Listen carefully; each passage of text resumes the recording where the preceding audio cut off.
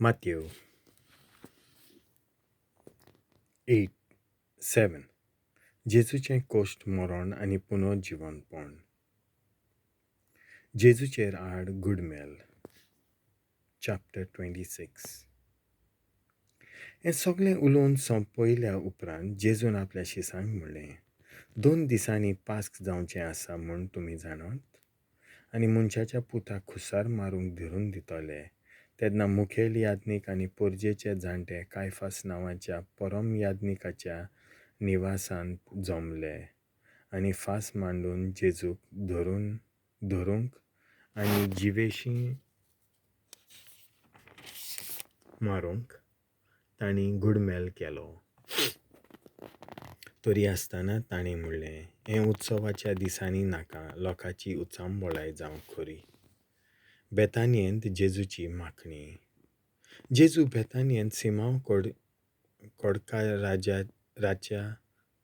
कोडकाराच्या घरांत आसतना एक बायल एका चंद्रकांती आयदनांत उंच मोलाचें परमळीत तेल घेवन आयली आनी जेवणाक बसलोलो थंय ताच्या माथ्यार तिणें तें ओतलें.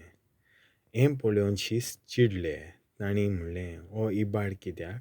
हें व्हड मोलाक विकून गोरिबांक दिवंक जातें. हें आयकून जेजून तांकां म्हणलें, हे बायलेक तुमी कित्याक किमर कोत्तात? एक बरी कोन्नी तिणें म्हजे सोरी केल्या. गरीब मनशां तुमचे मदें सदां आसातूच, पूण हांव सदांच तुमच्या सांगाता आसचो ना. म्हजे कुडीर हें तेल ओतून तिणें म्हाका निखिपिन्नेक तयार केलो. आख्ख्या संवसाराक हें सूभ वर्तमान परगट जायत तितल्याय सुवातांचेर जें तिणें केलां तेंय तिच्या उगडासाक म्हूण परगट जातलें. जेजूचो घात घेवंक जुडास कबूल जाता. तेन्ना 12 एकलो म्हणजे जुडास इस्कारियोत मुखेल याज्ञिकांशी गेलो. ताणें म्हणलें, हांव ताका तुमच्या हातांत घालीन जाल्यार आनी तुमी म्हाका कितें दिशात? तांणी ताका रुपयाचे 30 नाणे मेजून दिले आनी तो दीस थावन जेजूक धरून दिवंक बरो सोयीक तो पळयो नासलो. जेजू शिसां बराबर पास्क जेवण कोत्ता. फूग नासलेल्या उंड्यांच्या पयल्या दिसा शीस जेजू लागीं विचारूंक आयलें, तुजें पास्क जेवण खंय आमी तयार केल्लें तुका जाय? आनी जेजून सांगलें, अमक्या मनशांक शारांत मेळूंक वचात आनी ताका म्हणात, गुरुजी अशें सांगता, म्हजो वेळ लागीं पावला, म्हज्या शिसां बरोबर तुज्या घरांत हांव पास्क कोत्तां.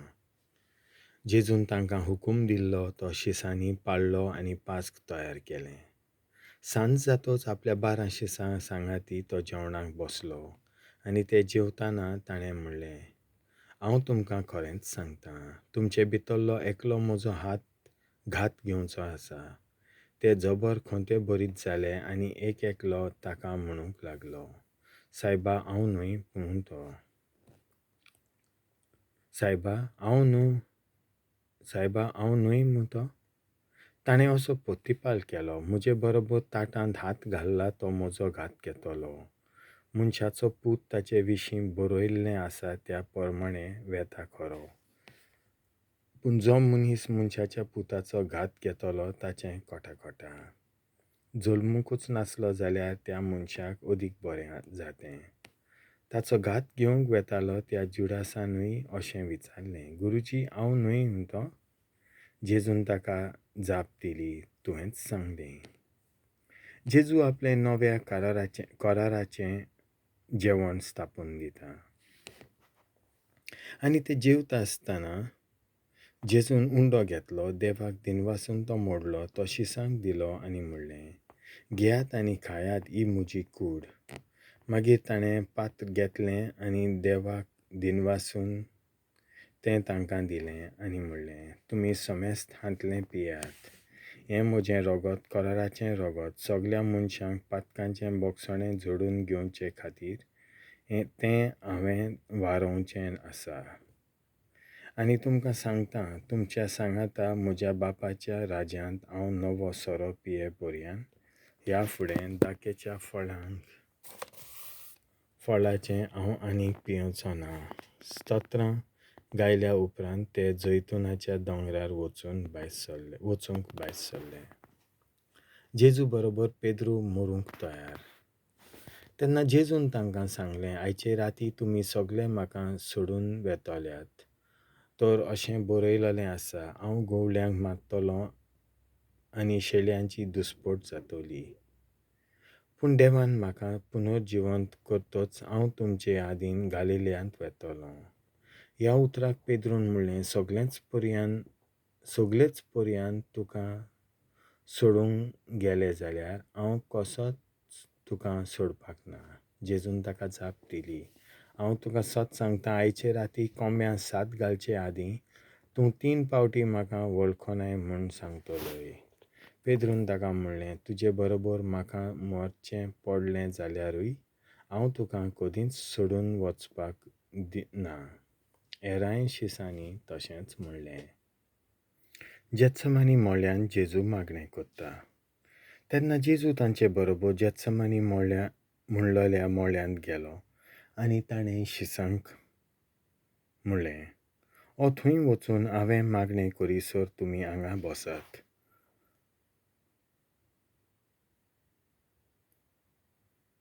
आनी पेद्रूक आनी जेबेदेवाच्या दोगां पुतांक ताणें आपणा बरोबर व्हेलें. तेन्ना तो तळमळूंक आनी मिडमिडूंक लागलो. तेन्ना ताणें तांकां म्हणलें, खोंतीन भरोन म्हजो जीव मरणाचे तोरणेर पावला. तुमी हांगा रावात आनी म्हजे सांगातीन जागरण करात. आनी मातसो फुडें वचून तो आत्मो पडलो आनी अशें मागणें करूंक लागलो, बापा, म्हज्या जाता जाल्यार म्हजे वेलें हें पात्र पयस वचून दी. तरी पूण म्हाका जाय तशें न्हय, तुका जाय तशें जावन दी. शिसां सरशें पत्तो येयत जाल्यार ते ताका न्हिदलोले मेळ्ळे. आनी ताणें पेद्रूक म्हणलें, म्हणटच 1 तास भर म्हजे बरोबर जागे रावंक तुमच्यान नजो जालें न्हू. तुमी ताळण्यान पडना जावंक जागृत रावात आनी मागणें करात. आत्मो राजी आसा खरो, पूण कूड असोक्त. तांचे सोशिलो वचून ताणें नव्यान दुसरे फावटी अशें मागणें केलें, बापा म्हज्या, हांवें तें पात्र पियेल्या बगर तें पेल्यान काडूंक जायना जाल्यार तुजी खोशी जावं आनी परतून येयत जाल्यार. ते ताका न्हिदलोले मेळ्ळे. इतले तांचे दोळे झेमेन जड जाले. तांकां थंयच सांडून नव्यान तो पयस गेलो आनी तींच उतरां म्हणून तिसरे फावट ताणें मागणें केलें. उपरांत शिसां सशें पत्तोत येवन ताणें म्हणलें, न्हिदात आतां आनी विसव घेयात. पळयात, मनशाचो पूत पातक्यांच्या हातांत पराधीन जावचो वेळ पावलो आतां. उठात, वचुया, म्हजो घात घेतलो तो हो पळय लागींच आसा. जेजूक धरतात. अशें उलयता थंयच आसतना जुडास 12तलो एकलो थंय पावलो आनी ताचे बरोबर तरवारी आनी तुणके घेवन परम याज्ञिकांनी आनी परजेच्या जाणट्यांनी धाडलोलो लोकांचो एक व्हडलो जोमो. घातक्यान तुमकां अशें म्हणून खुणां दिल्ली, हांव उमो घेतलोलो पळय तोच तो, ताका धरात. देखून रोखडोच जेजूशी येवन ताणें म्हणलें, नमान तुका गुरुजी, आनी ताचो उमो घेतलो. जेजून ताका म्हणलें, इश्टा, करूंक आयलाय तें काम तूं कर. तेन्ना हे फुडें सरले आनी जेजूच्या आंगार हात घालून तांणी ताका धरलो आनी अवचीत जेजू सांगाती आसलोल्यांतल्या एकल्यान रोखडोच आपले तरवारीक हात घालून ती भायर काडली आनी परम याज्ञिकाच्या चाकराचेर मारून तांचो कानूच कातरून उडयलो. तेन्ना जेजून ताका म्हणलें, तुजी तरवार तिचे स्वातेर घाल, कित्याक तरवार काडटात ते तरवारीन मरतले. म्हज्या बापा कडेन हांवें मागल्यार तो बारावन ओगलीं देवदूतांची लस्करां आतांच म्हजे आदाराक धाडचो ना अशें तुका दिसता. पूण अशें जावंक जाय म्हूण पवित्र पुस्तक सांगता तें अशें घडोवन येतलें तर. त्या वेळार जेजून उरपोंजीक म्हणलें, तुमी तरवारी आनी तोंके घेवन म्हाका धरूंक येवंक हांव कोण पूण कितें? दिसपट्टो तुमचे मोदें बसून हांव देव मंदिरांत शिकोवन दितालो तेन्ना तुमी म्हाका धरलो ना. पूण प्रवाद्यांची बरोवपां पाळून येवचे खातीर हें सगळें घडलें. त्या वेळार सगळे शीस ताका सांडून पळून गेले. जेजू महाधर्मसभे मुखार. जेजूक धरलेलो त्या मनशांनी ताका परम याज्ञिका कायफासागेर व्हेलो. थंय शास्त्री आनी जाणटे एकठांय जाल्ले. पेद्रू पयस थावन ताचे फाटल्यान चलून परम याज्ञिकाच्या आंगणांत पर्यान गेलो आनी भितर सरून हाची संपादनी कशी जायत ती पळोवंक कामदारां बरोबर बसलो. मुखेल याज्ञीक आख्खे धर्मसभे बरोबर जेजूक मरणाचें फर्मण दिवचे खातीर ताचेर आड फिर्याद करूंक कोणूय लोटीक आरोपी मेळटीत काय म्हूण सोदताले. पूण सोबार फटकिरे आरोपी फुडें सरूनय तांकां जाय आसली तसली फिर्याद तांकां मेळना जाली. शेकीन 2 जाण फुडें सरले आनी तांणी सांगलें, हाणें म्हणलां देवाचें मंदीर मोडूंक आनी तें 3 दिसांनी बांदूंक म्हाका पदवी आसा. तेन्ना उबो रावन परम याज्ञिकान ताचे कडेन विचारलें, कांयच जाप दिनाय? तुजेर आड ही फिर्याद दितात तें कितें? पूण जेजून जाप काडली ना. आनी परम याज्ञिकान ताका म्हणलें, जिव्या देवाच्यान हांव तुका हुकूम घालतां, सोपूत घे आनी आमकां सांग, क्रिस्त तूं देवाचो पूत तूं? जेजून ताका पोत्तीपाळ केलो.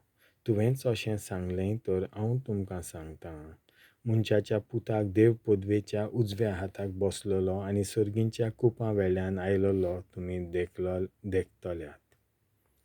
तेन्ना आपलीं वस्त्रां पिंजून परम याज्ञिकान म्हणलें, हाणें देव निंदा केली. साक्षीदारांची आनी कसली गरज आमकां?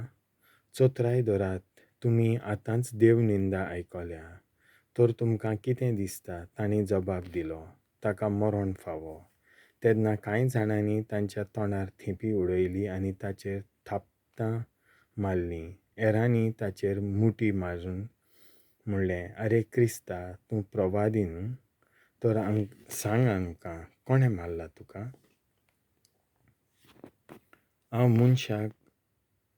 हांव ह्या मनशाक वळखच ना. इतल्या म्हणसर पेद्रू भायर आंगणांत बसून आसलो आनी एके चाकरणीन ताचे सोंशें वचून म्हणलें, तुमी गालिलियेकार जेजू बरोबर आसतालोय. पूण सगळ्यांक उजीर ना म्हणून ताणें सांगलें. तूं कितें म्हणटाय हें हांव नकलो. तो दारवंट्या भायर वेताना दुसरे एके चाकरणीन ताका पळयलो आनी थंय आसलोल्यांक तिणें म्हणलें, हो नाजारेतकारा जेजू बरोबर आसलो. आनी ताणें सोपूत घेवन नव्यान ना म्हणलें आनी सांगलें, ह्या मनशाक हांव वळखच ना. आनी थोड्या वखदान थंय आसलोल्यांनी लागीं सरून पेद्रूक म्हणलें, दुबावा विणें तुमी तांचे भितरलो एकलो आनी तुजो सुरबेदूय तुका दाखोवन दिता. तेन्ना तो आपणाचेर शिराप घालून आनी सोपूत घेवन म्हणूंक लागलो, हांव ह्या मनशाक वळखच ना. त्याच वेळार कोंब्यान साद घालो आनी जेजून सांगलोल्या उतराचो पेद्रूक उगडास आयलो. कोंब्यान साद घालचे आदीं तूं 3 फावटी म्हाका वळखोनाय म्हूण सांगतलोय. आनी भायर वचून पेद्रू दुखांनी रडूंक लागलो.